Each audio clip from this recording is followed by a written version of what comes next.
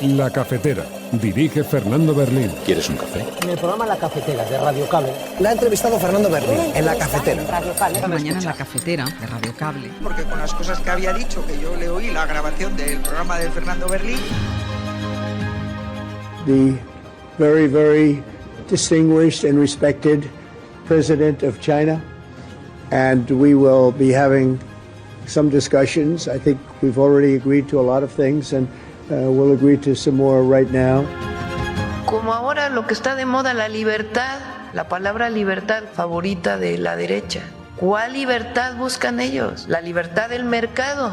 Mientras unos se mueren de hambre porque tienen salarios bajos, como ocurrió durante 36 años con el neoliberalismo. ¿Cuál libertad? ¿La libertad del mercado? Sin ninguna intervención, porque eso es a lo que apelan. Entonces, en realidad es una falsa libertad y es una falsa democracia la que defiende. La verdadera libertad es la que se vive hoy en México. Que tenemos problemas en el país, pues nadie lo niega y estamos trabajando para atenderlos. El problema es si queremos regresar al pasado autoritario, al pasado antidemocrático, al pasado en donde por el bien de todos primero los ricos. ¿Cómo no vamos a tener trabajo pendiente desde las instituciones, desde los gobiernos? ¿Cómo se va a pedir silencio si queda tanto por decir todavía? La democracia de la cual hoy disfrutamos empezó a fraguarse hace 50 años, medio siglo, se dice pronto. Y la realidad es que nuestro país sigue en duelo, en muchas ocasiones silenciado todavía. Pero hoy, calientico, eso está calientico, estoy dando la primicia. Hoy entraron 2 naves del narcotráfico que venían del norte y en el uso de nuestra ley, nosotros tenemos una ley de intercepción, cumpliendo todos los protocolos y el respeto al derecho internacional, la aviación militar bolivariana, ping, pong, pa, 2 aviones del narcotráfico, para que respeten a Venezuela. He dicho a la puerta que me hice y que me hago cargo del día de ayer, que no dejo de pensar en ello y que lo que significa el día de ayer, lo que ha significado estos días, que tenía y tengo previsto recibir a víctimas precisamente estos días. Hoy mismo recibo una familia y permítame que haga una reflexión un poco más allá después de haber reflexionado con ellas, después de haber hablado con las víctimas que tenía y que tengo previstas, incluso en el día de hoy. Y habrá una comparecencia en los próximos días sobre esta cuestión. Para anunciar que en esa comparecencia, ¿qué significa reflexionar? ¿Va a dimitir? Como le han pedido ayer las víctimas, ¿va a dimitir? Muchísimas gracias. Muchísimas gracias a todos. Gracias. Vamos a inaugurar el Congreso. Ayer, anoche, asistimos en Valencia al homenaje de Estado a las personas fallecidas en el aniversario de la Dana y fuimos partícipes del extraordinario, inmenso e inefable dolor de tanta gente. En primer lugar, creo que la reflexión importante y que tenía que suceder la hizo el pueblo valenciano hace muchísimo tiempo ya y no lo ha podido expresar más veces y de manera más clara. Lo que tiene que hacer el señor Mazón es dimitir. No hay más que comentar al respecto. Señor Sánchez, ¿conocía usted a Víctor de Aldama? En absoluto. ¿Cuándo se conocieron? Si le he dicho que en absoluto. ¿Cuándo se vieron por primera vez? Está aquí, creo que este es usted y el otro es Víctor de Aldama, ¿sí o no? Sobre fechas. Sí, está muy bien que lo sí, publique. Mire, sobre fechas. ¿Va a cambiar de opinión? ¿Le conoce o no le conoce? Mire, aquí lo tiene. ¿Le conoce sí o no? Pero si estoy diciendo ¿sí o no? Que no, señorita. Es muy fácil, señor Sánchez. Mire, yo sé que a usted le cuesta decir la verdad, pero dígala por primera vez. No es tan difícil. ¿Le conoce o no le conoce? Fíjese qué fácil. Pero si estoy diciendo enseñando la chuleta. Señoría, yo no conozco ni he tenido relación con el señor. ¿Han estado nunca reunidos? No he estado en absoluto reunido. ¿Nunca se han reunido en Ferraz? ¿Nunca han coincidido en Ferraz? Mire, señoría, usted es dirigente de un partido político. Tiene aquí personas que son también dirigentes del Partido Popular, de Madrid, de España. El que yo me haga fotos en un mitin con mucha gente es moneda común en todos los partidos políticos, señoría. Así que era una casualidad. Y eso no significa, señoría, que yo conociera a esa persona ni que tuviera ningún trato con ella. ¿Qué diría el Partido Popular si mi hermano hubiera cobrado una comisión de 280.000 euros por un contrato que se dio directamente de la Comunidad de Madrid de 1,5 millones de euros o 1,3 millones de euros, precisamente para la contratación de mascarillas en el momento más difícil de la pandemia. Probablemente los senadores y senadoras del Partido Popular deberían recordar qué es lo que dijo Pablo Casado entonces.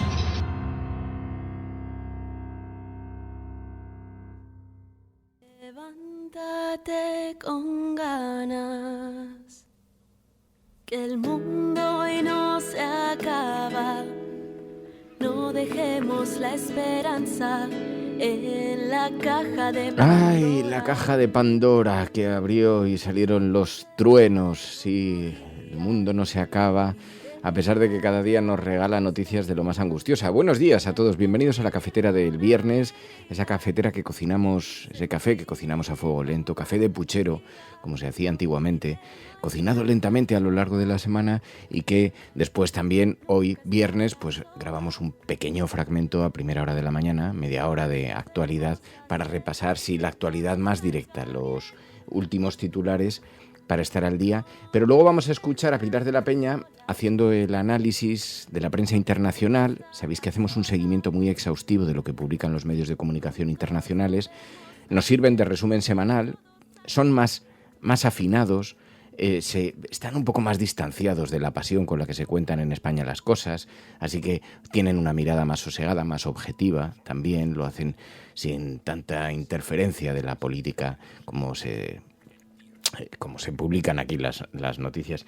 Y sin embargo, bueno, pues en la prensa internacional nos sirve para buscar otras perspectivas y para saber también qué imagen proyecta España en el exterior, cómo nos ven los demás. Y luego hacemos en este programa de los viernes una conversación profunda en torno a aquellas noticias que quedan sepultadas en páginas interiores, las que conocemos como las noticias de la agenda cafetera. Frente a la agenda setting, frente a la agenda de los temas que colocan los grandes medios de comunicación en sus portadas, nosotros elegimos esas otras, las que se quedan en páginas anteriores, sepultadas por la información, pero que son noticias que nos hablan de derechos civiles, de igualdad, LGTBI, nos hablan de redistribución, nos hablan de políticas públicas, de pobreza, de inmigración, y esas noticias las llevamos nosotros las vamos comentando a lo largo de la semana, pero precisamente para darles la relevancia que merecen, el viernes tienen su propio espacio protagonista y así nos sirve también como motivo de comentario. O sea que eso es lo que vamos a escuchar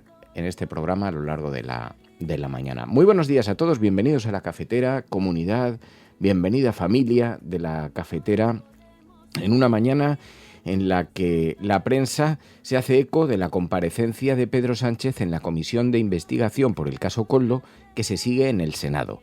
Sabéis que el Partido Popular, citó en esa comisión de investigación al presidente del gobierno. Las comisiones de investigación se han convertido en algo más escénico que útil. En otros lugares como Estados Unidos tiene consecuencias muy graves lo que ocurre en una comisión de investigación. De hecho, puede dar lugar incluso a derivadas judiciales. Aquí en España es más bien una exhibición de intereses políticos, de estrategias políticas, cada uno lanza su mitin, lanza su rollo. Allí se habló de muchas cosas, pero de lo que menos parece que se habló fue exactamente del caso Koldo, porque a Sánchez le preguntaron por todo tipo de cosas e incluso hubo parlamentarios que se permitieron hacer alegatos sobre la emergencia democrática en la que estamos, también los compromisos incumplidos sobre la amnistía, en fin, cosas que nada tenían que ver con eso. Le sirvió a Pedro Sánchez para decir que estaban ante una burda instrumentalización del Senado, de la comisión de investigación, ante un ejercicio más circense que de otra naturaleza. Hubo alguna pequeña polémica, pero la verdad es que a los que nos interesa la política, los que la seguimos con intensidad, pues pasamos un buen rato, porque es una cosa anómala que, como siempre decimos, la política actualmente parece más una serie de televisión que otra cosa. En la política nos encontramos a villanos, villanas. Vemos a Cruella de Vil en la Comunidad de Madrid, vestida con las pieles de los pobres dálmatas.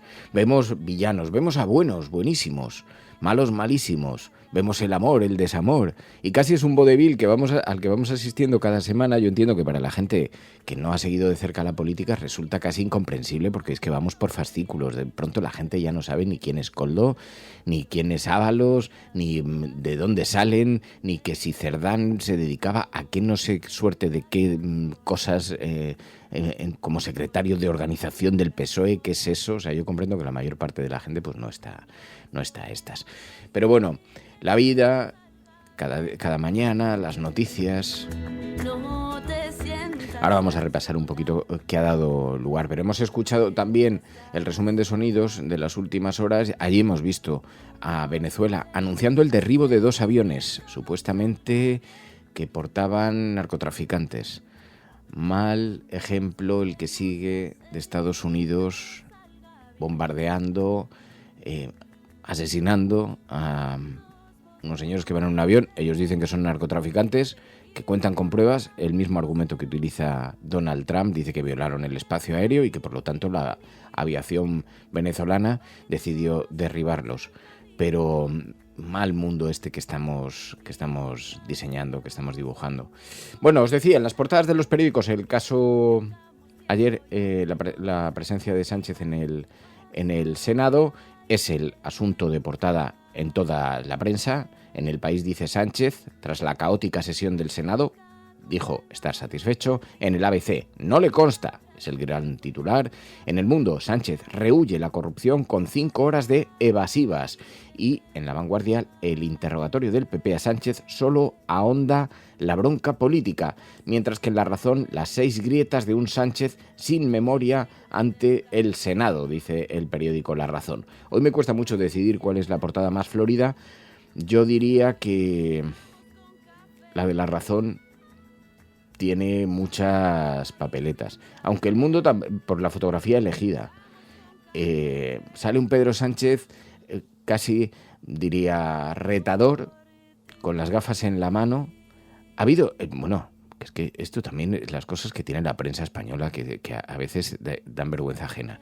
Ha habido un artículo que ha circulado mucho por las redes sociales sobre el coste de las gafas de Pedro Sánchez. Resulta que valen cerca de 300 euros. Cualquiera que se ha hecho unas gafas sabe que tampoco es ningún precio disparatado. Esa es la locura, que hacerte unas gafas hoy, como no estén en oferta en ese momento y haya un 2x1 o te cueste, pero en cualquier óptica de mierdecilla. Unas gafas, hombre, las tienes de 50 euros, pero que no las tienes a 6 euros, ¿eh? Y entonces parece que ha habido una atención, esto lo puso en evidencia Óscar Puente en un tuit, y parece que han fijado mucho la atención en el coste de las gafas de Pedro Sánchez. Le ha preocupado mucho a un periódico y entonces han hecho hasta un artículo sobre esta cosa, ¿sabes? Entonces, la presbicia como herramienta de control. Decía, Pedro Sánchez estrena gafas en su comparecencia en el Senado. Hay una novedad, sus gafas de ver, un modelo de Christian Dior. El presidente sorprende con un cambio de imagen con intención. Una experta en comunicación verbal dice, ha sido su herramienta de control. Nada es al azar, ha dicho en Onda Cero. Mientras, un montón de titulares en The Objective, en El Mundo, en Infobae, 20 minutos. Sánchez sorprende en el Senado con unas gafas de Christian Dior de más de 250 euros. El periódico El Mundo sube a 300. El nuevo look de Pedro Sánchez en el Senado con gafas de Dior de casi 300 euros. Pedro Sánchez sorprende al lucir unas gafas en la comparecencia en el Senado por el caso Koldo, de firma Christian Dior. En Infobae, Pedro Sánchez aparece por primera vez con gafas en público durante su tensa comparecencia en el Senado, dice 20 minutos. Y así se va construyendo la prensa española, amigos. O sea que si hoy queréis el titular más florido, yo haría un reparto por estos periódicos. Es verdad que va a páginas interiores, a páginas digitales sobre todo, pero da para celebración, ¿eh? O sea, si queréis hoy, titular florido para las gafas de Pedro Sánchez.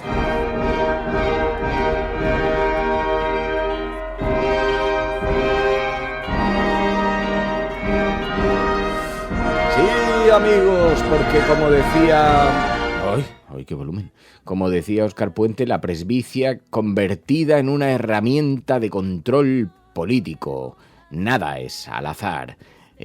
Así está la cosa, que los que necesitamos gafas...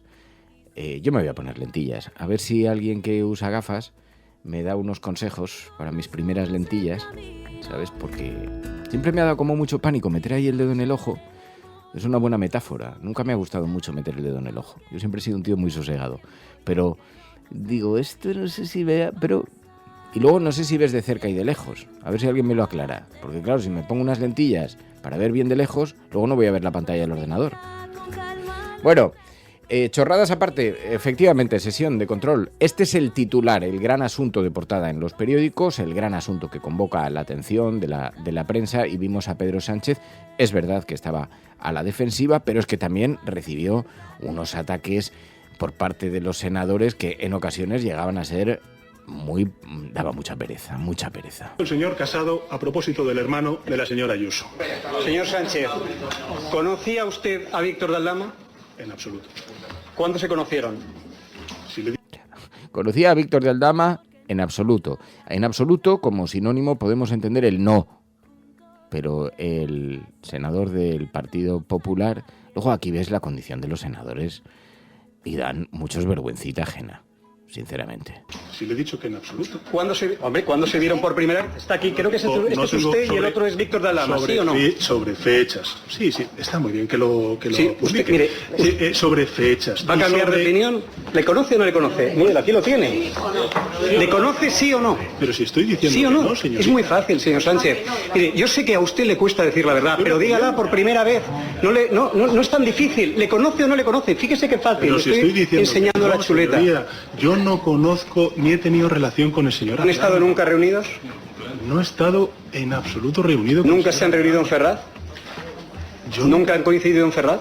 Mire, señoría, usted es dirigente de un partido político. Tiene aquí personas que son también dirigentes del Partido Popular, de Madrid, de España. El que yo me haga fotos en un mitin con mucha gente es moneda común en todos los partidos políticos, señoría. Así que era una casualidad. Y eso no significa, señoría, que yo conociera a esa persona ni que tuviera ningún trato con ella.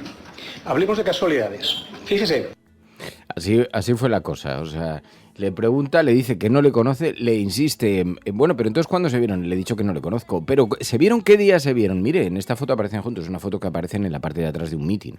Entonces dice, le estoy diciendo que no lo conozco, que hay mucha gente que se hace fotos en los mítines. Bueno, el caso es que Sánchez, claro, también que el Partido Popular se permita estas formas, estos modos, resulta muy sarcástico. Porque es que el propio Partido Popular, el expediente del PP, de acuerdo que es una falacia dominen, responda a la pregunta y no sobre el que lo hace. Pero, hombre, que den lecciones los abanderados de la impecabilidad, que todavía tienen 30 casos encima de los tribunales, da un poco de vergüenza. Que en fin, que no hacen su trabajo. Bueno, pues hay medios de comunicación públicos que hacen su trabajo correctamente, de respetar la pluralidad, de informarse y contrastar esa información, y otros, en cambio, pues que forman parte, como es el caso de Telemadrid, de la máquina del fango que ha puesto en marcha el Partido Popular. E insisto, ¿qué diría el Partido Popular si mi hermano hubiera cobrado una comisión de 280.000 euros por un contrato que se dio directamente de la Comunidad de Madrid de 1,5 millones de euros o 1,3 millones de euros, precisamente para la contratación de mascarillas en el momento más difícil de la pandemia? Probablemente los senadores y senadoras del Partido Popular deberían recordar qué es lo que dijo Pablo Casado entonces y qué es lo que hizo el Partido Popular, que no fue pedirle cuentas a la señora Ayuso, sino exigirle las responsabilidades al señor Casado, quitarlo y poner, pues en fin, al amigo del narco, a Alberto Núñez Feijóo, al frente del Partido Popular. Pues así es la cosa, que... Bueno, la doble vara de medir que todos conocemos, que ya todos hemos visto. Bueno, también Sánchez denunció la instrumentalización de la comisión de investigación, así como concepto, la burda instrumentalización, dijo Sánchez. Los niveles de la administración. Estos son los hechos, la realidad. Lo demás, pues es su circo, un inmenso bulo, construido a base de manipulaciones, de recortes de periódicos, de campañas de desinformación, una caza de brujas montada para engañar a la ciudadanía, tratar de ocultar la buena marcha del país, generar ruido ante la impotencia de articular un proyecto sólido para España. Han convertido esta comisión de investigación en algo que nada tiene que ver ni con comisión ni con investigación. Estamos ante una burda instrumentalización de una institución necesaria para nuestra democracia como es el Senado, en definitiva, un despropósito más, tanto del Partido Popular como de Vox. Pero ¿saben qué? Tiene poco recorrido porque, aunque los tribunales ya los traen hechos, o los titulares, mejor dicho, los traen hechos, los españoles ya no creen sus mentiras, y porque todos recuerdan y saben distinguir este presunto caso de corrupción de la corrupción sistémica e institucionalizada que sufrimos con el Partido Popular, felizmente superada gracias a la moción de censura del año 2018. Miren, yo respeto profundamente a esta Cámara, por eso siento una enorme pena por el lodazal en el que las señorías del Partido Popular y de Vox están convirtiendo a esta Cámara. El Senado no nació para ser la sucursal parlamentaria de una estrategia partidista, no nació para ejecutar vendetas políticas desde una mayoría utilizada hoy con fines absolutamente deleznables, nació para ser una Cámara de representación territorial, de control democrático. Y hoy, por culpa de algunos, esta Cámara se está utilizando y se está desnaturalizando y se está desprestigiando. Yo creo que han convertido en una institución al servicio de la máquina del fango a una institución que es necesaria para nuestra democracia. Termino simplemente diciendo que en esta comisión, que podemos calificar de difamación o, en fin, como ustedes consideren, se retuerce el relato, se da crédito a bulos, todo para construir una sobreactuación parlamentaria grotesca al servicio de una estrategia de acoso sin el menor fundamento. Bueno, os podéis imaginar, hay interpretaciones diversas en la prensa, pero sí hay una cosa que es cierto. Lo que estuvimos viendo, más allá de las preguntas sobre el caso que nos ocupaba, porque la comisión de investigación era sobre el caso Koldo. Allí cada grupo político fue a exhibir su momento, incluso haciendo reflexiones sobre la naturaleza de la democracia, sobre el grado de cumplimiento de los compromisos relacionados con la amnistía, las consecuencias que podía tener eso, es decir, nada relacionado con el caso Koldo, donde sí se hicieron algunas preguntas, usted ha cobrado o no en efectivo, pero ya sabéis que el resultado de todo esto es bastante dudoso. Yo, que soy bastante partidario de que aún así las comisiones de investigación se mantengan, porque es un órgano, es una manera de contrapeso. Es una manera de controlar al gobierno de turno. Ahora le toca ser controlado al gobierno del Partido Socialista. Mañana le puede tocar ser controlado al gobierno del Partido Popular. Y que tengan que retratarse. Además, las consecuencias pueden tener... las mentiras pueden tener consecuencias jurídicas. Pero que tengan la obligación de explicarse. Que eso permita sacar fragmentos en un tiempo en el que la política huye de los medios de comunicación con bastante frecuencia. Bueno, lo de Mazón ha sido... Ahora os lo cuento, porque fue como el correcaminos huyendo de los periodistas. Ahora lo vais a ver.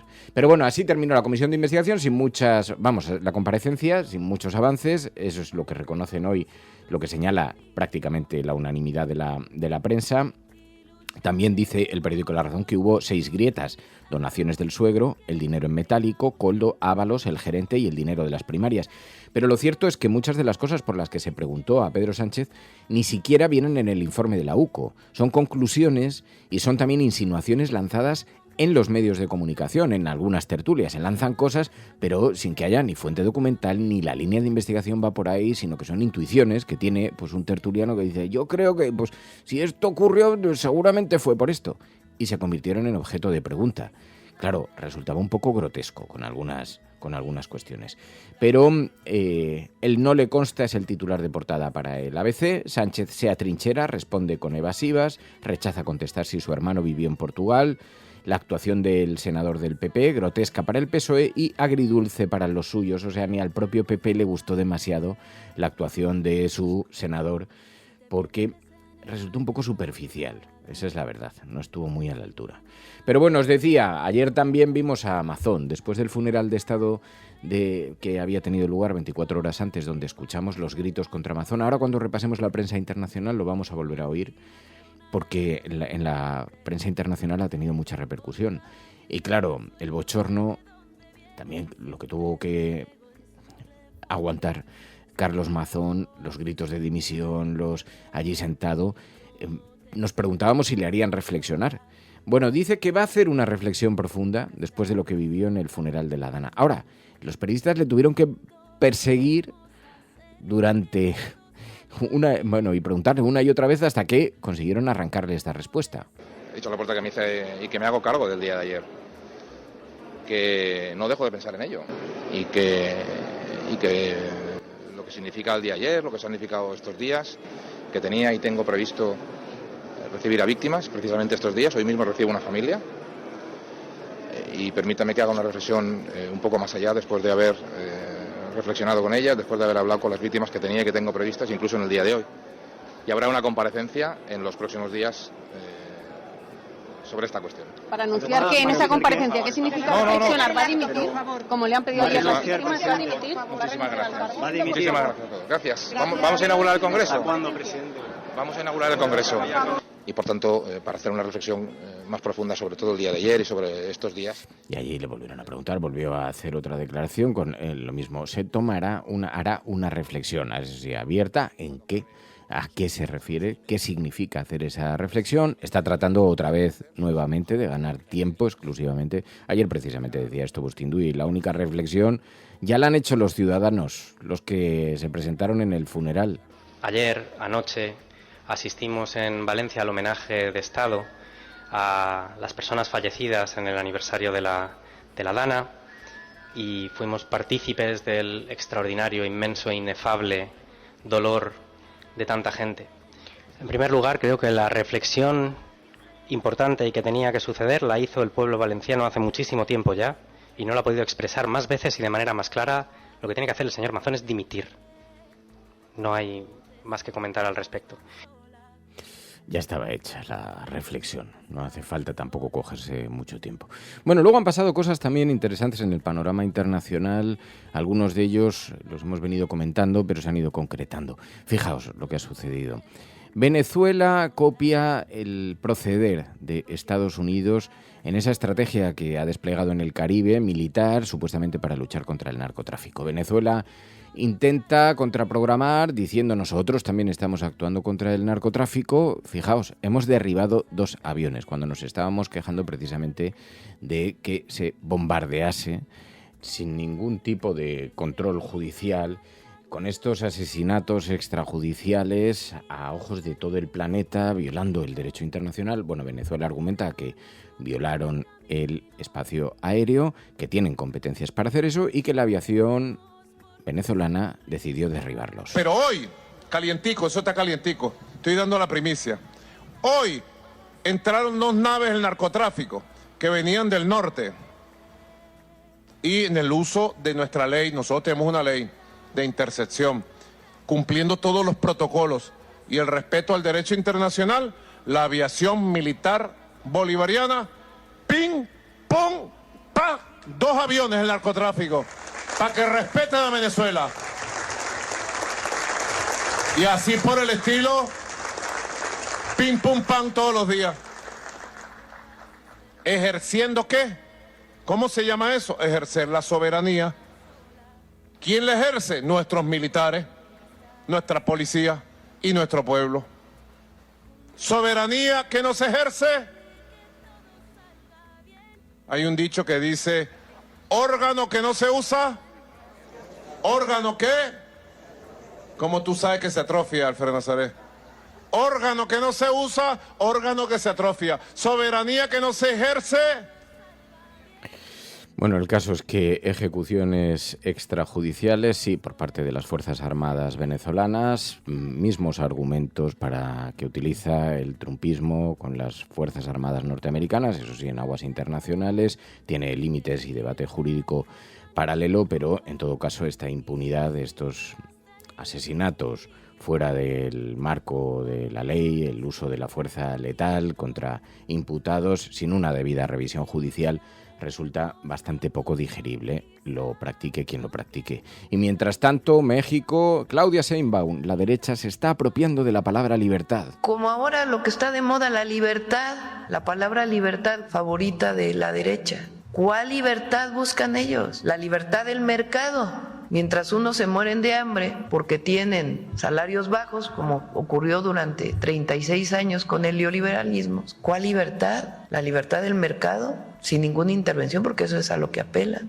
Entonces, en realidad es una falsa libertad y es una falsa democracia la que defiende. La verdadera libertad es la que se vive hoy en México. Que tenemos problemas en el país, pues nadie lo niega y estamos trabajando para atenderlos. El problema es si queremos regresar al pasado autoritario, al pasado antidemocrático, al pasado en donde por el bien de todos primero los ricos, o ni siquiera por el bien de todos primero los del mero arriba, o regresar a una situación en donde el poder económico regrese a gobernar a México. Esa es la pregunta. ¿Queremos seguir avanzando por el camino de la transformación de derechos para todas y todos los mexicanos, de libertades, de democracia, de independencia, de soberanía? Bueno, pues un alegato que nos parece muy relevante. Vamos a escuchar la prensa internacional, vamos a ver cómo ha enfocado todos estos temas. La actualidad lo vamos a hacer, como siempre, de la mano de Pilar de la Peña. Gracias a todos por vuestra compañía, por vuestro afecto y especialmente a los que hacéis posible este proyecto con vuestra suscripción. Recuerda que para que la cafetera sobreviva necesitamos de tu apoyo, necesitamos de tu mecenazgo. radiocable.com/mecenas. Prensa internacional. Programas de radio, de televisión en España, la prensa burlándose de nuestra propuesta. Podrán decir todos los periódicos del mundo lo que quieran. Que a democracia va a ganar. En España, el ex vicepresidente del gobierno... En España finaliza el recuento de votos en los comicios municipales y autonómicos con una participación del 64%. Rodrigo Rato is under investigation. Dejaré lo mejor de mí, para poder estar a la altura de la confianza que ustedes me han entregado. No olvidamos justicia, verdad, respeto. Seguimos. Pues ya sabéis, los viernes abrimos un capítulo en la cafetera para hablar de cómo se proyecta la imagen de España en el exterior, cómo la prensa internacional ha recogido noticias sobre nuestro país, de manera que también han hecho un pequeño resumen semanal y lo hacemos de la mano de Pilar de la Peña. Pilar de la Peña, buenos días. Hola, buenos días. Bueno, ha sido una semana. Aquí en España ha estado el foco muy colocado en la Dana, en el primer aniversario, el funeral de Estado. También la prensa internacional ha hablado algo de esto, ¿verdad? Ha hablado mucho del aniversario, del primer aniversario de la Dana. La verdad es que tanto desde el punto de vista de recordar un poco a las víctimas, de recordar un poquito la tragedia, toda la semana ha habido bastantes pues reportajes incluso en que recordaban un poco el impacto de esas imágenes que además realmente eran tan fuertes, ¿no? Y con esas montañas de coches, esas calles llenadas o anegadas con barro y con escombros, todas estas imágenes en un país como España, la verdad es que tuvieron un enorme impacto y muchos medios internacionales lo han recordado. Aunque lo que más han puesto de relieve en esta semana los medios de todo el planeta ha sido la indignación que se mantiene y que se ha visto especialmente en el funeral y la tensión política, ¿no? Todas estas, digamos, estas peticiones de dimisión. Fíjate que incluso después del funeral, ¿no? Desde Reuters hablaba de cómo la indignación y el dolor había estallado en el funeral de Estado con el que se celebró o se conmemoró el primer aniversario de la tragedia en España. También la BBC hablaba de indignación. The Guardian, por ejemplo, señalaba o recordaba pues cómo las familias acusaban a Amazon de tener sangre en las manos. Sky News, los medios franceses también se han volcado. Les Eco hablaba de la tensión que generaba el funeral. Radio France, por ejemplo, y France TV también destacaban los gritos de asesino a Carlos Mazón en el funeral, toda esta tensión política y esta indignación, ¿no? Todas estas preguntas que siguen sin respuestas. También la BBC hablaba de ello, varios medios alemanes. La verdad es que ha tenido una enorme presencia en los medios de todo el planeta y casi todos además recordaban y insistían en que lo que se ha vuelto a señalar especialmente en este primer año ha sido la gestión, que muchos medios hablaban de gestión desastrosa por parte del presidente de la Generalitat, de Carlos Mazón, para el que se lleva pidiendo la dimisión mucho tiempo, y cómo se había vuelto a poner el foco, ¿no? Y recordaban un poquito pues los reproches que se han hecho a Carlos Mazón, este retraso en lanzar la alerta. Todos los medios internacionales recordaban que hasta las 8, más allá de las 8 de la tarde, no llegó a los móviles de la población la alerta por parte de la Generalitat, cuando a las 8 de la tarde ya muchísimos municipios habían sido inundados y ya había muchísimas víctimas. Y luego también mencionan el famoso almuerzo de 4 horas que tuvo Amazon incomunicado o fuera de su puesto durante buena parte de la jornada, y que bueno, pues que realmente es uno de los reproches que se le hace a nivel político. Pero ya te digo que esa tensión política, algo se mencionó también del gobierno central, y un poco la descoordinación, también los problemas que hubo después con los servicios de emergencia, pero sobre todo esta indignación y esta tensión política es lo que más han resaltado los medios internacionales en este primer aniversario del desastre natural. Según la previsión, el temporal se desplaza hacia la serranía de Cuenca en estos momentos, por lo que se espera que en torno a las 18 horas disminuya su intensidad. Si algo bueno trae el cambio climático es precisamente la extensión de la temporada turística. Comunidad o será turística o no será, solo se puede entender así. Estamos llamando 112, no va al teléfono, dice que no existe. Las inundaciones son en España el fenómeno natural que más muertes provoca, pero no fue este fenómeno el causante de la catástrofe que hemos sufrido. Es quien omite su deber, a sabiendas de que su omisión puede suponer la pérdida de vidas humanas, quien comete el acto primigenio que deriva en sus muertes.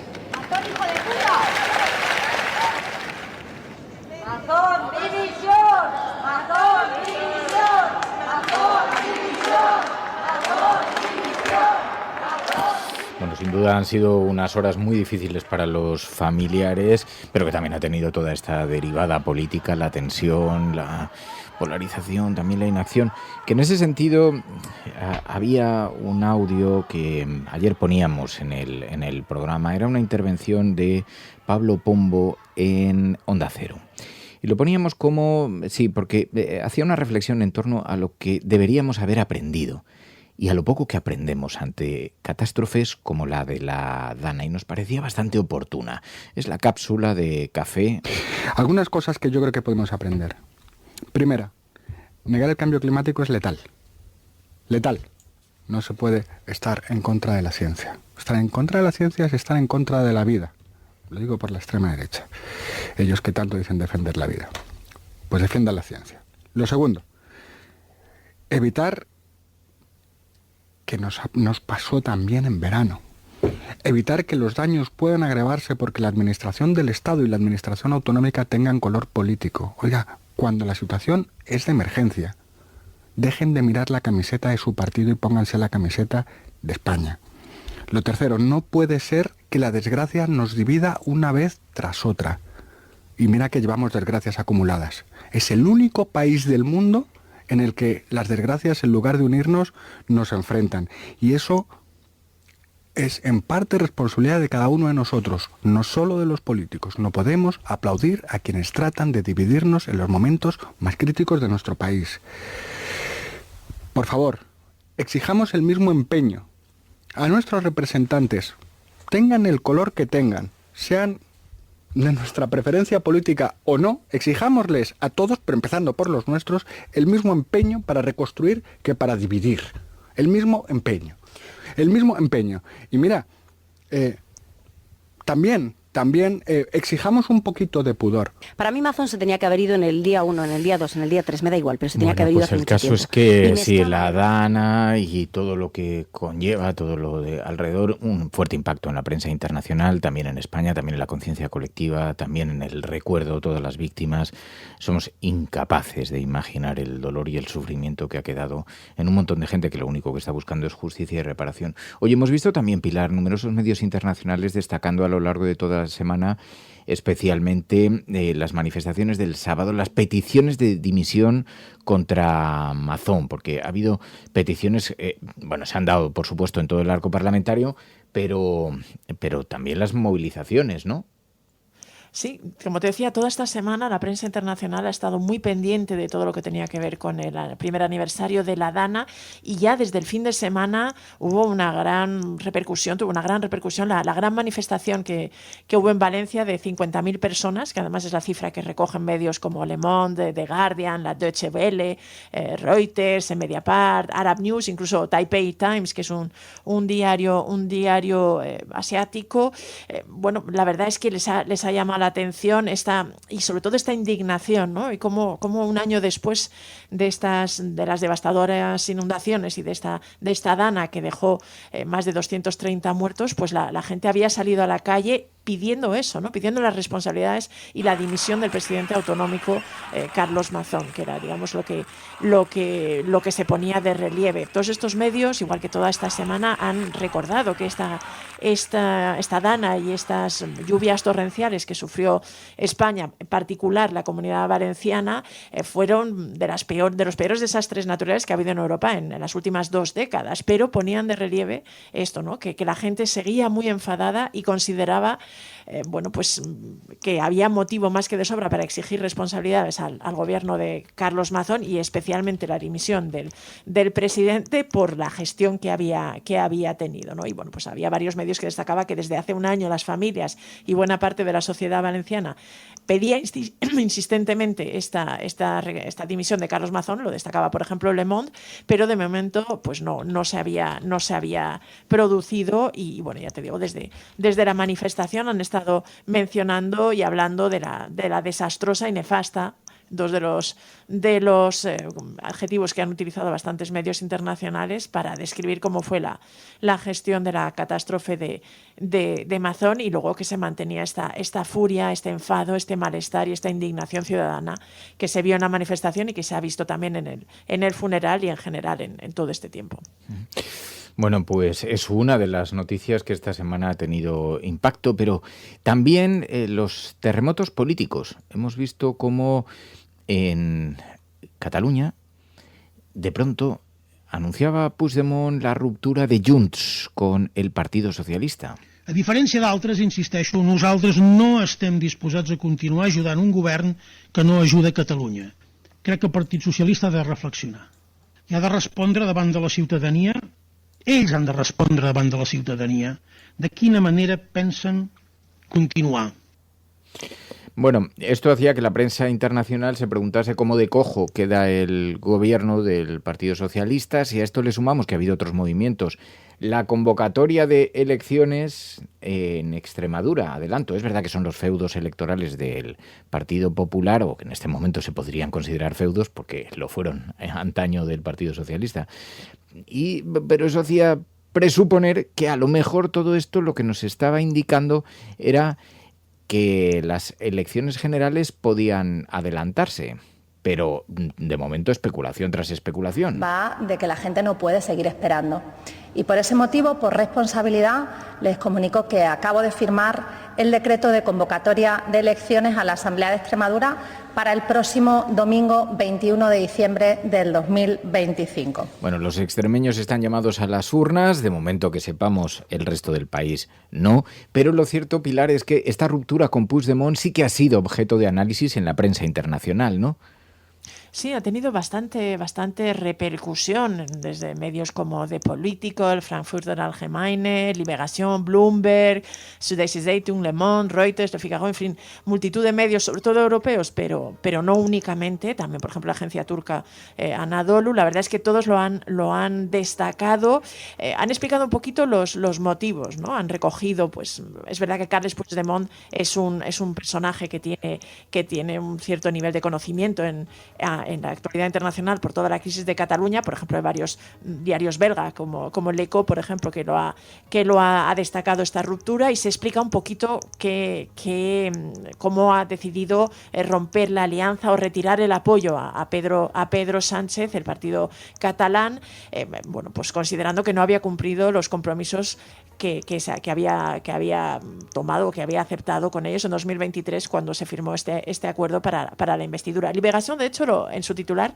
lo vinculaba con la amnistía, ¿no? Porque además el diario francés decía, a falta de amnistía, el independentista catalán Carles Puigdemont ha formalizado la ruptura con el gobierno de Pedro Sánchez, aunque la mayoría de los medios internacionales no lo vinculaba tan claramente, pero se recogían un poco, digamos, el malestar de Junts, del partido independentista catalán, con la falta de avances o la falta de logros en las promesas o los compromisos que ellos consideraban que había adquirido el presidente del gobierno. Pero lo que más destacan los medios internacionales que se hacen eco de esta noticia, de esta pérdida de aliado, es hasta qué punto perjudica o digamos, afecta al gobierno de Pedro Sánchez. Y en este sentido, los titulares son bastante claros, ¿no? De Político, por ejemplo, considera que deja cojo al presidente Sánchez. El Frankfurter Allgemeine, que uno de los diarios más importantes de Alemania, dice que prácticamente Sánchez quedaba como un líder que no puede gobernar. Y algunos otros, Bloomberg señala que realmente es un revés tremendo para la posibilidad de negociar y de aprobar unos presupuestos. Así que en general, porque todos estos medios recuerdan que Sánchez ya gobernaba en minoría, que el gobierno ya era una coalición, pero que era minoritaria, que necesitaba el apoyo de más partidos para aprobar cualquier tipo, y que esta decisión de Junts de retirarle el apoyo, pues realmente le imposibilita aprobar cualquier cosa en el Parlamento. Así que hay ciertas dudas sobre hasta dónde va a poder seguir gobernando, aunque en general, en los medios internacionales se considera que Pedro Sánchez es un superviviente, es el superviviente político por excelencia de la política europea, y en este sentido no se atreven a hacer vaticinios. Y también hay varios medios, desde de Político al Frankfurter Allgemeine, que ponen de relievo que Junts ha decidido retirar este apoyo, pero aunque tiene la posibilidad de en algún momento unir sus votos a los del PP y Vox para forzar con una moción de censura la caída de Pedro Sánchez, de momento esto no parece no parece previsible ni probable en un futuro a corto plazo, y de hecho el propio Puigdemont dijo que no estaba sobre la mesa. Pero sí que es verdad que la sensación en buena parte de los medios internacionales es que esta pérdida de Junts como aliado pues debilita aún más a un gobierno que ya pues se tiene la sensación en los medios internacionales que ya estaba en una situación bastante delicada.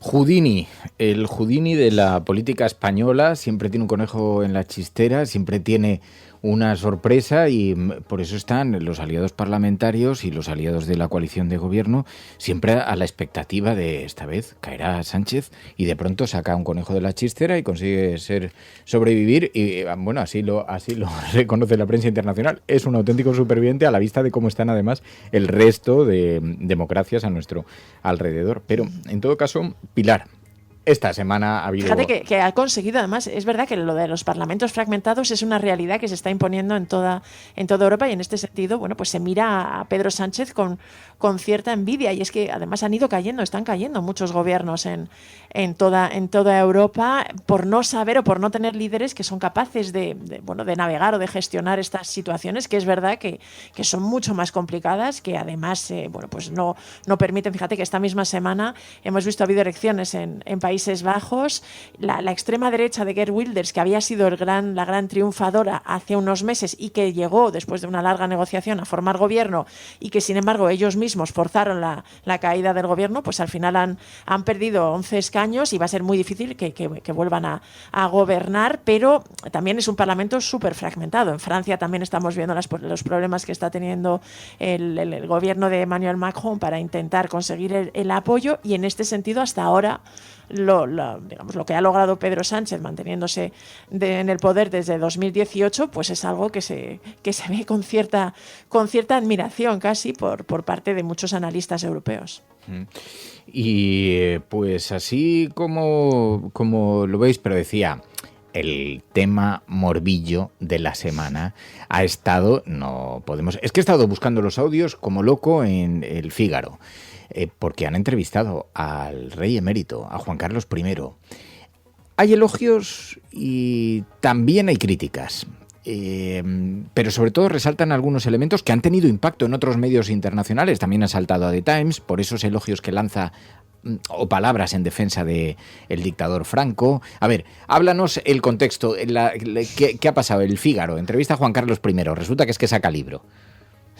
Saca sus memorias, que están además muy relacionadas con Francia, porque las hace de la mano de una autora francesa que se llama Laurence Debré, que ya habría escrito un libro sobre Juan Carlos, que le debió gustar mucho al rey emérito, y la convenció para ayudarla a escribir sus memorias. Son unas memorias muy controvertidas, que además se publican en Francia 3 semanas antes que en España, que ya en sí mismo es llamativo, ¿no? Para un rey que sostiene que el amor a España es lo que ha guiado siempre su vida y sus acciones. Y lo que hace es conceder una entrevista a Le Figaro, que es el diario conservador francés, digamos, más importante y más conocido. La entrevista en su casa de Abu Dhabi, que de eso describe cómo es la mansión y tal. Le entrevista a un periodista que se llama Charles Jégu y que realmente parece entregado a la causa de Juan Carlos I porque realmente algunas de sus comentarios y de las frases que le dedica son bastante llamativas. Habla incluso termina diciendo algo así como que el rey de España es directo, libre, sin falsa modestia, sin falso pudor, que es el referente, el líder que llevó la democracia a España, los elogios, y luego además admite algún pequeño traspiés, entre comillas, con los escándalos de corrupción que sí menciona, pero dice, y en este sentido recoge las palabras de Juan Carlos I, omitiendo varios detalles del motivo del sobreseimiento y del archivo de las querellas, que todas las causas que se le imputaban han sido archivadas en los tribunales, ¿no? Así que realmente es casi una reivindicación de la figura de Juan Carlos I. Lo interesante es que el rey, pues bueno, le compara con el rey Lear, fíjate que es bastante llamativo, abandonado por los suyos y un gran hombre despedido tras haber servido bien a su país. Pero bueno, es verdad que en esta entrevista el rey emérito da algunos titulares y algunas, declaraciones bastante llamativas, que, por ejemplo, con respecto a Franco, al que habla define como alguien bastante incluso tierno, me parece que es la palabra que escribe, y que asegura que no tiene por qué mentir, que fue Franco quien le puso y quien le convirtió en rey, y que él cree que en realidad lo hizo porque el propio dictador quería dejar un régimen más abierto, ¿no? Unas palabras bastante elogiosas hacia el rey. Se muestra en cambio muy crítico con Armada, intenta distanciarse del golpe de Estado del 23F, asegura que en este sentido que no hubo un golpe sino 3 golpes, el de Tejero, el de Armada y el de los políticos cercanos al franquismo, y que en este sentido se considera personalmente traicionado por Alfonso Armada, que era un gran amigo y bueno, que convenció a los generales de que hablaba en su nombre, según el rey emérito. Me llama la atención una cosa más del diario, del artículo de Le Figaro y en esta entrevista, y son las críticas que hace al gobierno de Pedro Sánchez, ¿no? Que realmente le acusa casi de estar. Además, también hay alguna crítica más velada y más moderada a Felipe VI, al actual monarca, porque considera que ha permitido esta especie de régimen exagerado en la que vive Juan Carlos y que realmente le tiene totalmente aislado y sin poder volver a España, que es lo que él quisiera.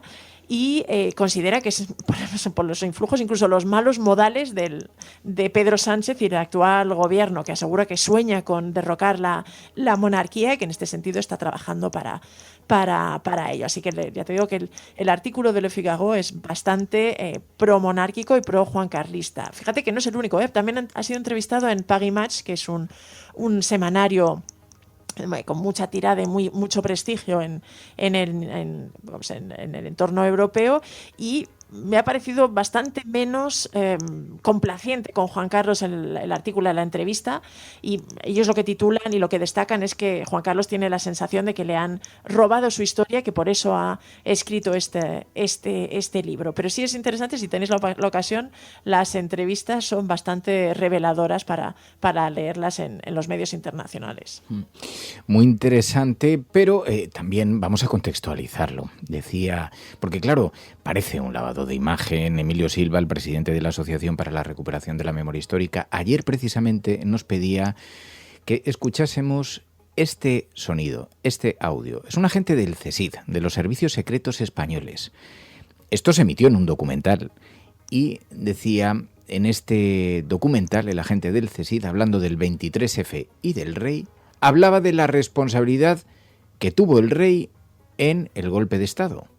Diego, tú que viviste el 23F y lo sufriste, ¿el rey estuvo implicado en el 23F? Totalmente. El rey, digamos, es el motor del golpe. Entonces, lo que pasa es que los reyes ni entran en los asaltos ni ejecutan nada. Él tiene una frase que lo refleja todo, que es: a mí, dádmelo hecho. cuando se dan cuenta que todo ha sido un fracaso, reconvierten una gran traición a la democracia, una gran traición a los españoles, en un reforzamiento de la legitimidad democrática de la corona española, que estaba muy mermada, porque la corona venía, como todos sabemos, de una designación personal del caudillo, del generalísimo, y acreditan al rey como el gran salvador de la democracia española. Es una operación magistral.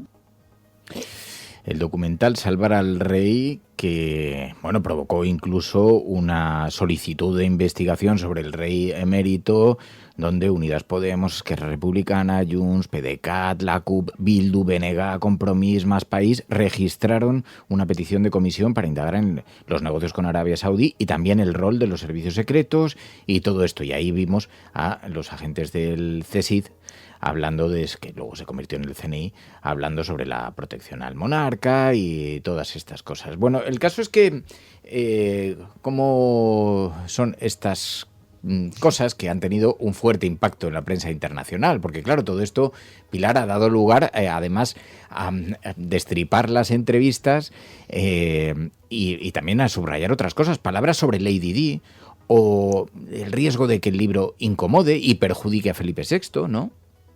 Sí, la verdad es que está teniendo tanto la entrevista en Le Figaro como la publicación de las memorias de Juan Carlos de Borbón, están teniendo bastante eco en otros medios internacionales. Hay una parte, pues muchos medios británicos se fijan en las memorias y en la entrevista se menciona que Juan Carlos niega haber tenido cualquier tipo de aventura romántica con Lady Di, que fue un rumor que circuló en la prensa del corazón durante un tiempo y de hecho tiene palabras bastante frías hacia Lady Di. Dice que era precisamente ella muy fría, muy distante, que excepto cuando había paparazzis estaba como siempre un poco abstraída y que no tenía y que no pasó nada entre ellos. Y esto es algo que resaltan varios medios británicos o varios medios del corazón, pero incluso de Telegraph, que es uno de los diarios británicos que más ha publicado sobre los escándalos y sobre las cuentas en paraísos fiscales de Juan Carlos, pues elige este titular. En este sentido es llamativo The Times, que es otro diario británico conservador y más bien monárquico, pero que en este sentido sí que le llama la atención los comentarios tan tiernos, dice, hacia Franco que hace el rey Juan Carlos en la entrevista y en general esta visión que tiene. También menciona un poquito el tema del 23F, que normalmente es un golpe de Estado y es un evento que tiene menos, presencia en los medios internacionales, que no le dan la importancia que a lo mejor tiene la cultura española, y también menciona lo de la princesa, o Lady Di, ¿no? De la princesa Diana. Pero es verdad que The Times sí que pone de relieve un poquito lo sorprendente que son estos comentarios en un monarca que ha sido señalado como el gran responsable o el gran arquitecto de la transición, y que además coincide la publicación de sus memorias precisamente con el 50 aniversario de la muerte de Franco. Y luego hay otros medios, por ejemplo Le Monde, que destaca que estas memorias realmente se publican en un momento y en un contexto que pueden suponer un problema, pueden incomodar y realmente poner en dificultades al rey Felipe VI, ¿no? Y que de hecho pues recoge que más allá de ser su relato personal, el relato personal de Juan Carlos, pues hay algunos elementos que sí que alimentan este debate y que incomodan a la actual Casa Real española, y que en este sentido pues pueden provocar, y de hecho están provocando ya, indignación y revuelo en España. Bueno, pues es uno de los asuntos también esta semana que golpeaba la actualidad española, pero claro, fijaos que es que aquí seguimos también con otros temas que van coleando nuestra relación con Estados Unidos. Donald Trump, la debilidad de nuestra política exterior frente a las políticas de Trump y las amenazas que nos lanza el presidente de los Estados Unidos. España no es leal con la OTAN. No, Spain has not come through. No, Spain has not been loyal to NATO. Spain has been, they're the only one.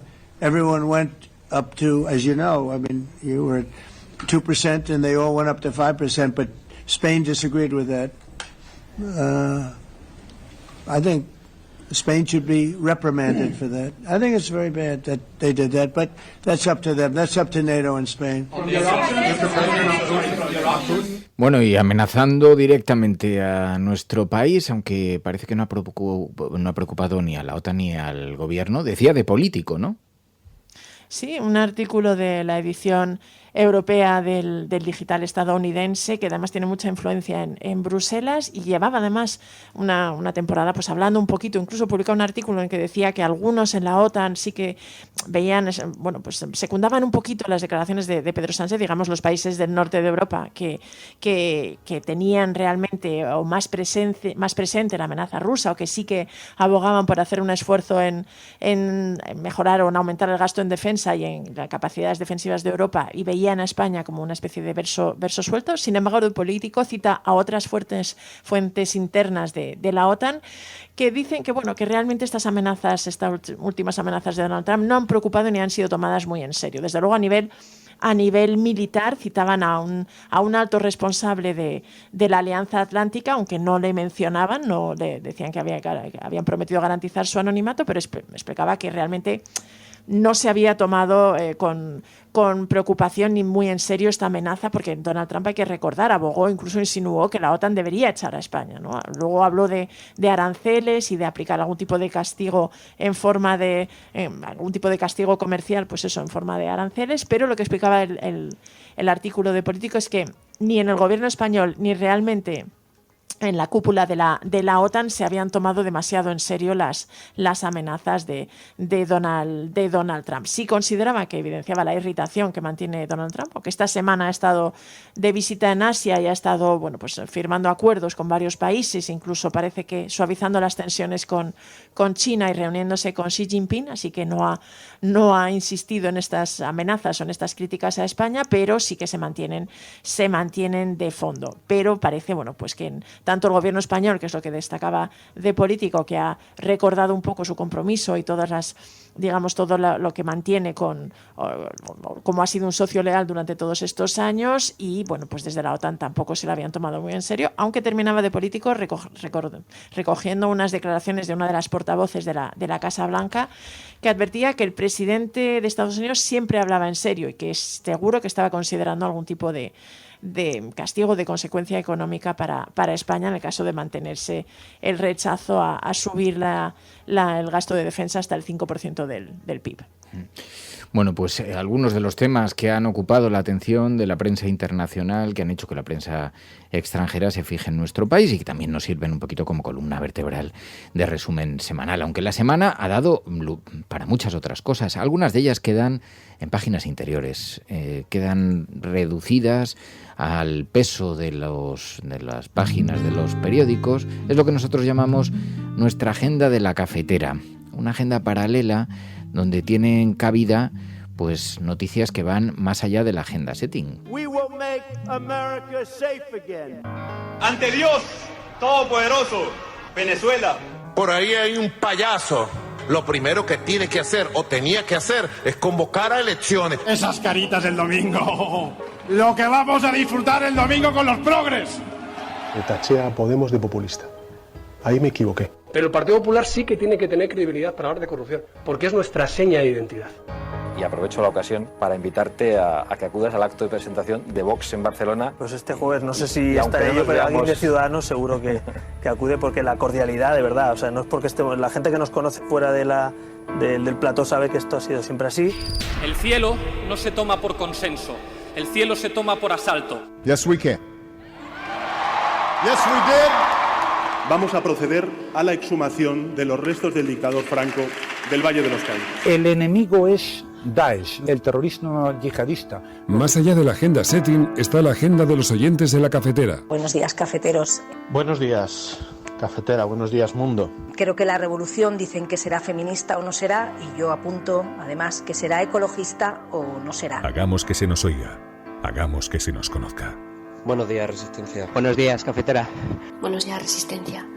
Os hablo desde Atenas, donde vivo y trabajo desde hace más de 3 años, cuando empezó la mal llamada crisis de los refugiados. Buenos días, cafetera. Buenos días, cafeteros. Muy buenos días, Resistencia. Os saludo desde Miami. Tu colaboración es importante. Ayúdanos retuiteando la dirección de este programa. radiocable.com. ¡Ay, la agenda de la cafetera! Esas noticias que vosotros nos insistís en que tienen que tener protagonismo, más allá de quedar eso abandonadas, olvidadas en las páginas interiores de la prensa. Fijaos, el que está llamado a ser, bueno, es candidato para la alcaldía de Nueva York, que además se celebra dentro de poquito, ¿no? Las elecciones, Pai.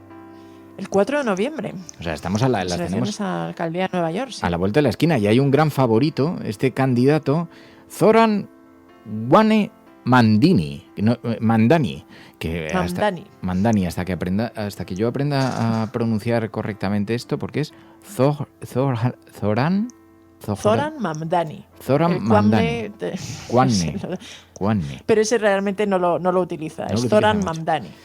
Hablo mucho peor yo, interpreto yo mucho peor, no solo el inglés, el nombre, porque ¿de dónde es originario para tener este nombre? Pues ahora me pillas, no estoy muy segura de dónde es originario, a ver, te lo busco si quieres. Sí, origen, a ver.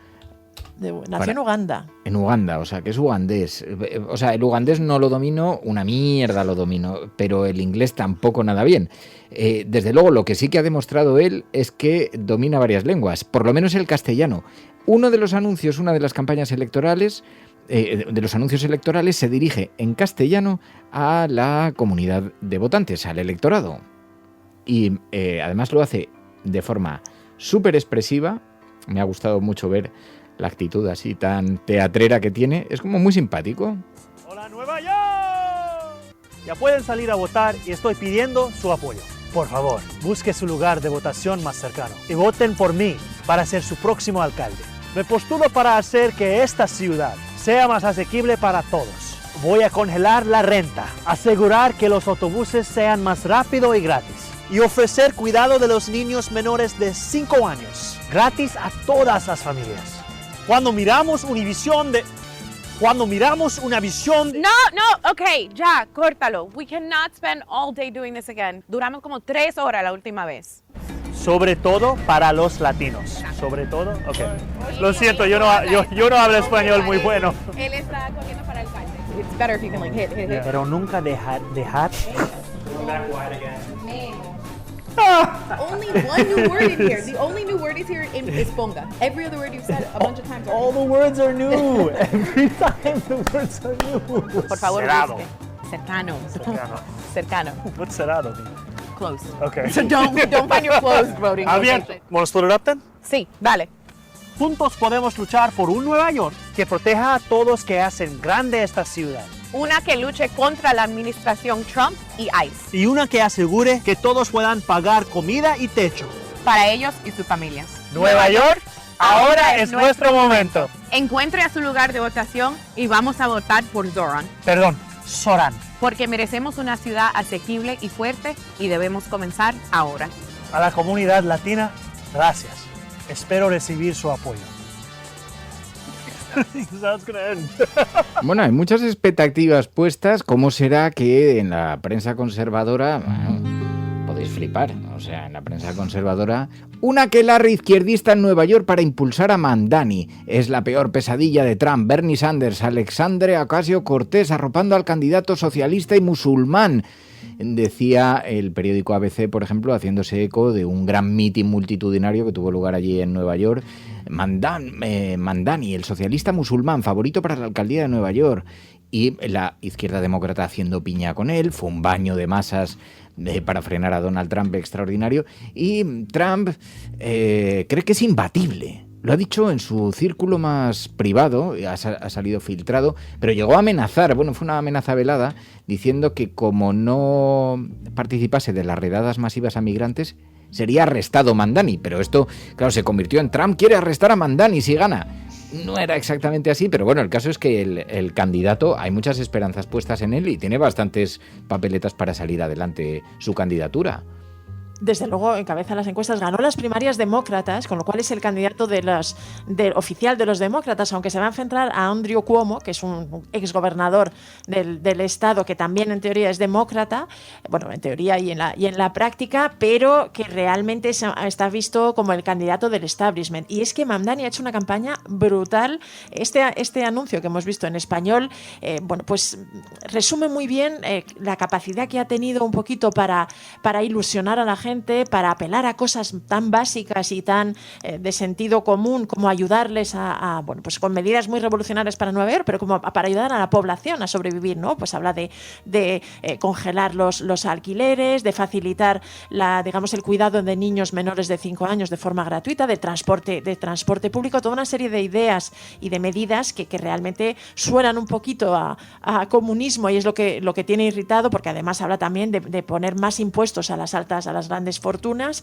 Hay que recordar que Donald Trump tiene le duele especialmente esto porque él siempre ha considerado Nueva York como su ciudad. De ahí nace un poquito todo su imperio inmobiliario, tiene una vinculación con la ciudad muy importante, y en este sentido que gane Mamdani, aunque es una ciudad que siempre ha sido demócrata, pero que gane a alguien como Zohran Mamdani, bueno, pues sería todo una revolución. Fíjate que tiene una biografía, antes decíamos, él nació en Uganda, pero sus padres también, su padre es musulmán y su madre tiene ascendencia hindú. Por eso tiene realmente una biografía y una serie de mezclas que y lleva desde los 7 años, o sea, nació en Uganda, estuvo ahí viviendo, también vivió una temporada en Sudáfrica, pero desde los 7 años lleva viviendo en Estados Unidos. Y probablemente encarna muy bien un poco la idea de la inmigración y de qué es lo que ha construido y cómo son buena parte de los ciudadanos estadounidenses, esta mezcla de culturas, de religión, y esta capacidad para ir más allá, ¿no? Y para intentar con un mensaje pues unificador y además muy ilusionante, porque es verdad que esta campaña, apelando al sentido del humor, a reírse incluso de sí mismos, pues bueno, ha cautivado a muchísima gente, y bueno, pues habrá que esperar al resultado de las elecciones, pero sería sorprendente que no se convirtiera en el nuevo alcalde de Nueva York, y podría realmente contribuir un poquito a plantar cara a Donald Trump. Es verdad que hay una serie de amenazas, y de hecho lo estamos viendo, y además pues ha habido ya, incluso en algunos casos, Donald Trump ha enviado al ejército a algunas ciudades con la excusa de mantener la seguridad, es decir, probablemente habría un choque bastante importante, pero de momento es una de los pocos motivos que ilusiona y que realmente mantiene, digamos, es una cara que confronta con Donald Trump y con digamos, la manera en que está aniquilando toda la oposición y al Partido Demócrata. Y bueno, pues si se concreta su victoria para la alcaldía de Nueva York, seguro que escucharemos hablar mucho de Zohran Mamdani. Bueno, sobre todo es un balón de oxígeno, es un respiro para unos demócratas que están medio colapsados, que no saben muy bien por dónde vienen las pelotas de Donald Trump, y se han quedado completamente desactivados. Han conseguido, algunas movilizaciones han sido importantísimas, pero... Sí, la de No Kings sacó a la calle a varios millones de personas. Es decir, lo que parece es que está agarrotado y realmente paralizado el Partido Demócrata, no así las bases. Es decir, hay muchísima gente que además está viendo muy claro el riesgo para la democracia estadounidense que conlleva todas las decisiones que está tomando Donald Trump, y hay mucha lucha en las calles y a nivel de, digamos, lo que llaman de militantes de bases, ¿no? Lo que está faltando es quizá un liderazgo por parte del Partido Demócrata capaz de aglutinar y capaz de dar un poco de vehículo a todo esto. Pero fíjate que están intentando hacerlo es verdad que no se habla mucho, pero se mantiene en Estados Unidos esta especie de cierre del gobierno. Es decir,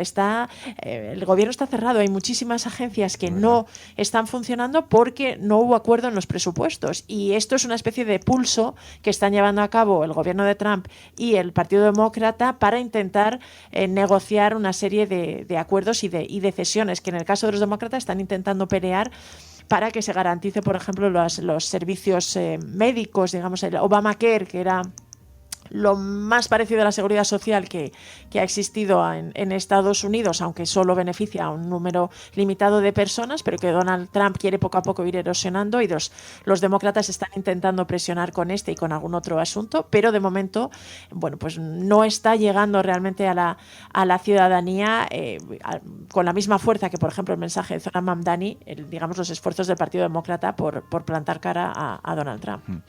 Claro, todo eso se especula mucho cuál va a ser la salida para el Partido Demócrata, porque fijaos, hemos visto, por ejemplo, a Kamala Harris diciendo no estoy acabada. Pero claro, todo el mundo da por finiquitado esa etapa. That is correct. I am not done. I've not decided yet what I will do in the future beyond what I am doing right now.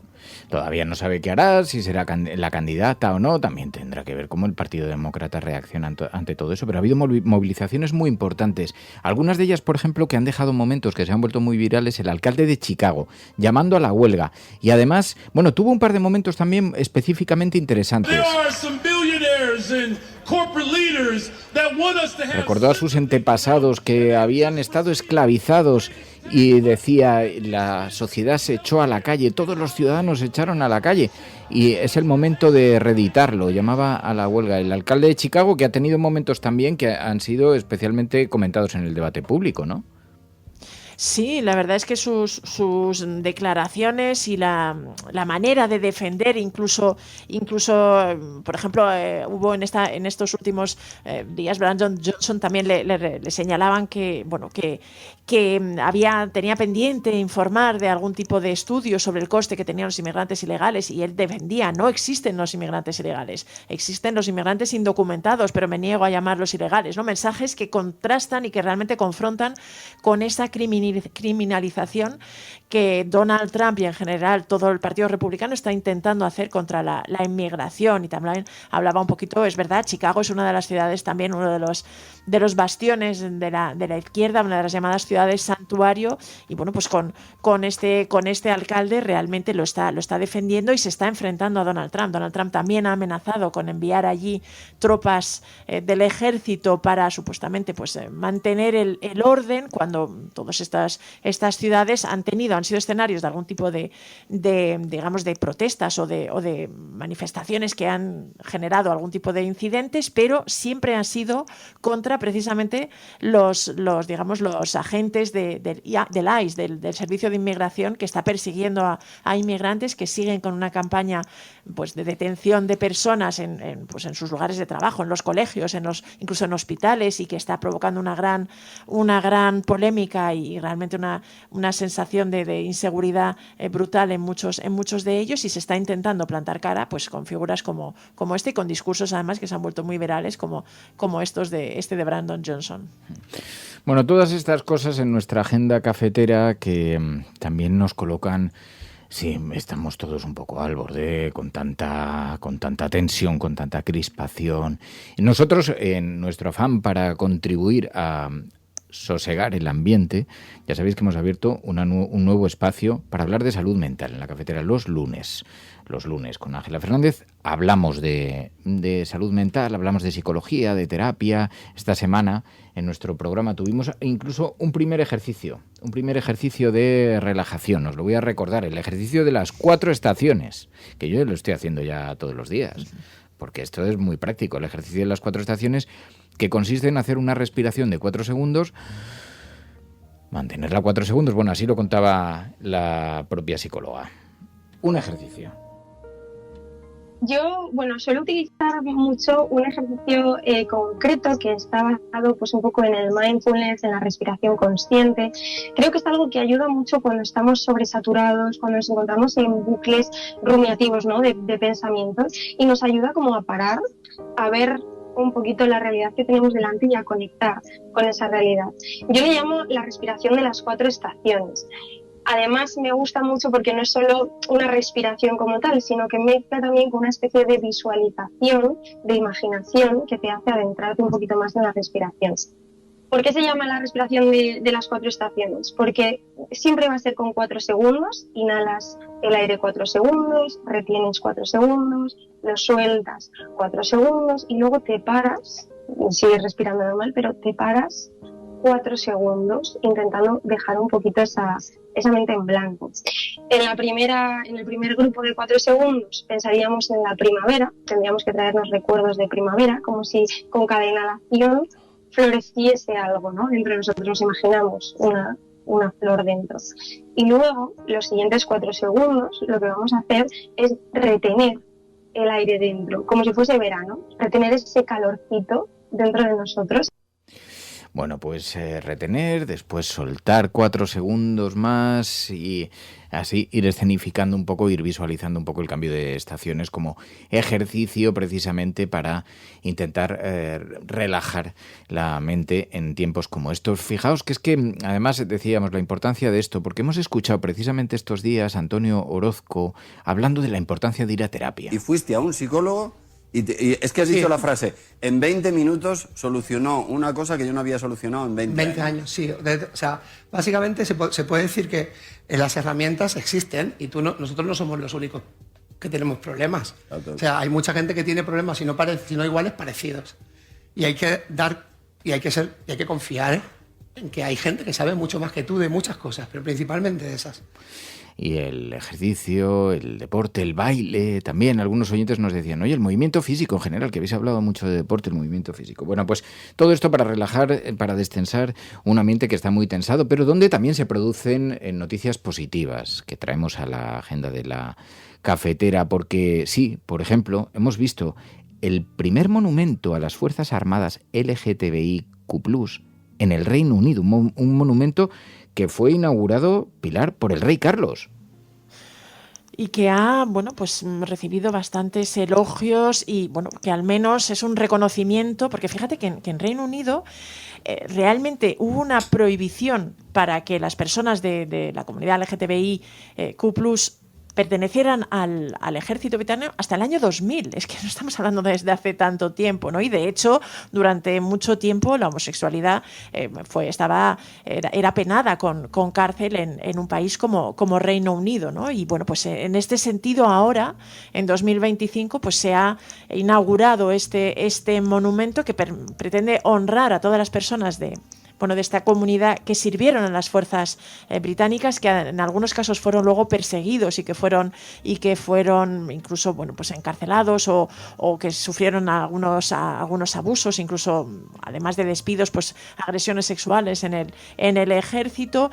Y han querido homenajearles además con una especie de escultura con mensajes que simulan una especie de carta arrugada y en la que hay algunas de las palabras que mencionaban algunas de las personas que siendo gay, lesbianas, bisexuales, transexuales, ingresaron en el ejército británico, sufrieron estas situaciones y que en muchos casos hay algunas palabras que les simbolizaban. Y ha sido especialmente destacado que el rey Carlos III participara en esta ceremonia de inauguración al que está considerado el primer monumento a las Fuerzas Armadas LGTBIQ+ en Reino Unido y posiblemente a nivel de otros muchos países también.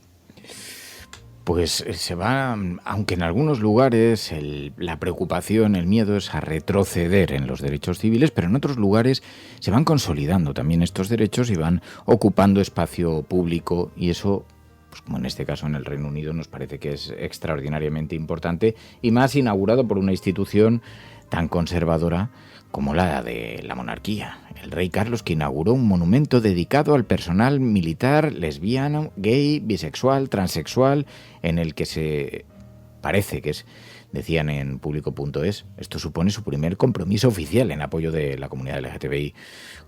Pues, muy interesante, muy importante también estos pasos adelante. Y en la batalla precisamente contra el fundamentalismo, contra lo ultra, vimos esta semana al presidente de Radio Televisión Española en una comparecencia, sabéis que tiene que acudir al Congreso de los Diputados, a ser sometido a las preguntas de los diputados, y fue interpelado por la extrema derecha. Vox dice que desde Radio Televisión Española se lanzan discursos de odio contra su formación política. Protestaba sobre eso y la contestación del presidente de Radio Televisión Española se ha hecho muy viral muy viral, porque es una lectura precisamente de dónde se sitúa de verdad el discurso del odio, que deja claro sobre oscuro y además dejan una situación, dejan en evidencia todo el discurso de Vox. Usted confunde la libertad de expresión con el odio, y le voy a decir yo determinadas cosas que creo que conviene decirlas aquí esta mañana. Mire, odio no es condenar el franquismo y la represión y decir que fue una etapa de reconstrucción, como dijo su compañero el señor Mariscal. Odio es deshumanizar a los inmigrantes y a los menores que llegan a nuestro país en estado de necesidad. Odio es pedir también que se legalicen a todos los partidos políticos que no comparten la misma idea de España que podemos tener el resto. Ahí no consiguieron ni siquiera el apoyo del Partido Popular en la votación. Odio también es pedir el cierre de los medios de comunicación y no dejar pasar a sus ruedas de prensa a los periodistas que les son críticos. Hace un mes ustedes dijeron aquí que iban a entrar con un lanzallamas y con una motosierra en Radio Televisión Española, y hoy han ofrecido recompensas para aquellos que participen en esa operación de exterminio de la libertad en la radiotelevisión pública. Y mire, odio, por último, es pedir que se legalicen las terapias de conversión entre el colectivo LGTB. Todo esto es odio, y no lo que hacemos en Televisión Española, que es libertad de expresión. Se cumplen 50 años de la muerte del dictador, y creo que la democracia iba de eso, iba de la libertad de expresión. Muchas gracias. Gracias, presidente. Bueno, el discurso dejó completamente helado, sin palabras, a Vox en este tiempo en el que efectivamente se dirimen, se debaten los límites del discurso del odio y cómo van creciendo lo estamos viendo por el mundo todas estas opciones. Lo vimos esta semana. Milei ganaba las elecciones legislativas en Argentina, a pesar de lo que está sufriendo, a pesar de lo que están padeciendo los argentinos. Por favor, no huya de mí. Yo soy el rey de un mundo perdido.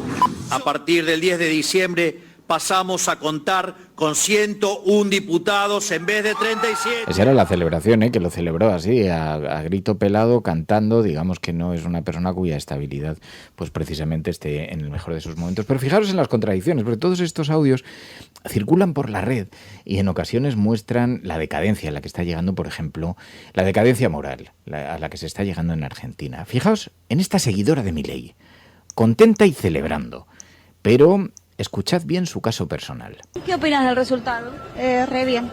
¿Estás contenta? Sí, estamos contentos con el resultado. Sí. Bien. Sí. ¿Tenés trabajo? ¿Llegas bien a fin de mes? Llegamos bien a fin de mes. Bueno, no tengo trabajo, pero llego bien a fin de mes. ¿Y cómo haces? ¿Te ayuda la gente? Mi hija me ayuda. Sí, sí. Vivo con ella, pero estamos bien. Claro. Bueno, ¿vivís porque de lo que te ayuda tu hija? Por ahora sí. Bueno, gracias. Hasta luego. Bueno, qué fortuna tiene. Esto es como aquel ciudadano negro, pobre, con una pancarta de apoyo a Donald Trump manifestándose frente a la Casa Blanca antes de la primera victoria de Donald Trump, y cuando le pregunta el reportero, pero hombre, ¿cómo usted, que pertenece a una minoría, que además señalada por los republicanos de Trump, por MAGA, por los del Tea Party, cómo usted, que es pobre, que no tiene negocios, que no tiene... Y entonces el señor miró a cámara y dijo, bueno, es que ahora esta es mi situación, pero igual algún día soy rico, y entonces me interesa la victoria de Donald Trump. Las expectativas. Qué alucinante, ¿no? Una seguidora de Milei que está padeciendo precisamente eso, que está viviendo en casa de su hija, que tiene que recibir la ayuda de su hija y que, sin embargo, pues se lanza a esta votación. Quizá ahí el apoyo de Donald Trump ha tenido que ver para la victoria de Milei. Ha habido muchos análisis estos días, Pai, pero quizás simplemente es tan sencillo como que la gente está votando en contra de los rivales, no a favor de sus propias necesidades. Es un poquito...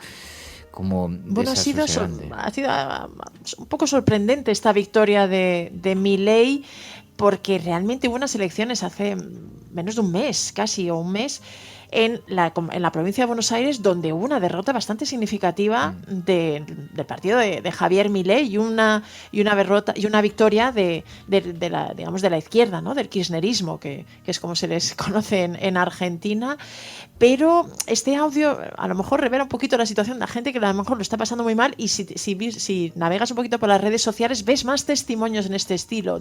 No, yo tengo muchos problemas, estoy en el paro, pero confío en Javier Milei. Ha conseguido generar esa idea de que todos estos recortes son para que luego haya una gran riqueza que es poco probable que llegue a las capas más bajas de la población, pero la gente prefiere creerlo y han decidido apoyarlo, ¿no? Es verdad que además todas las decisiones que está tomando, incluso este apoyo de Donald Trump y este rescate, va sobre todo pues para inversión de compañías americanas. Hay una compra, de hecho Donald Trump presumió de que habían ganado mucho dinero porque como habían comprado bonos argentinos y los mercados habían reaccionado al alza, pues ya simplemente esa compra le había resultado provechosa a Donald Trump, que además va a haber preferencia para las empresas estadounidenses a la hora de acceder a los recursos naturales de Argentina. Todo este entramado que se está diseñando y este cambio en la situación de Argentina, pues algunas personas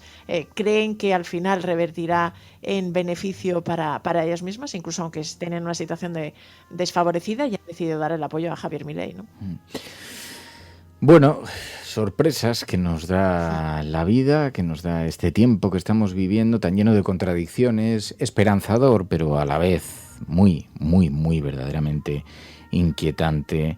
Y así es la actualidad que nos rodea. Bueno, pues esto es lo que ha dado de sí la semana. Volvemos el lunes aquí en La Cafetera. Os esperamos a todos, esperamos vuestra compañía. Os agradecemos muchísimo de corazón a todos los que hacéis posible este programa, a todas las personas que nos regaláis un poquito de vuestro tiempo cada día, que tenéis la generosidad de acompañarnos, y a quienes debemos tanto, especialmente a aquellas personas que apoyáis La Cafetera, que hacéis posible este proyecto, que lo financiáis con vuestra suscripción. Recordad que es muy importante para la supervivencia de La Cafetera que si te sientes parte de este programa, lo apoyes económicamente haciéndote suscriptor. Si sientes que este es tu lugar, sientes que este espacio te acoge, que aquí no estás sola, pues es el momento de hacerte suscriptor en radiocable.com/mecenas. radiocable.com/mecenas. Pilar de la Peña, gracias, Pai. Gracias a la resistencia siempre. ¿Te ha gustado el programa de hoy? Invita tú a esta ronda de café haciéndote suscriptor de La Cafetera. radiocable.com/mecenas. Adiós, resistentes. Hasta el lunes.